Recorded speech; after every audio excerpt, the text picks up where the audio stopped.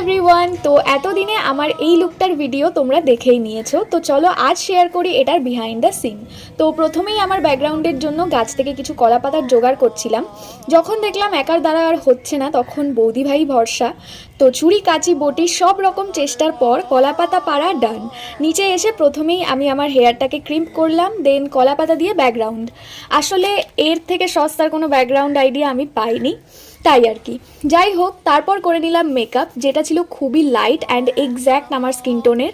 তারপর একে একে সব লাইট সেট আপ করে নিলাম, আর হ্যাঁ, ওই শাড়িটাই আমি পরবো। তো ভিডিওর কনসেপ্ট কারা কারা বুঝতে পেরেছো অবশ্যই কমেন্ট করে জানিও। দেখা হবে পরের ভিডিওতে। তো চলো টাটা।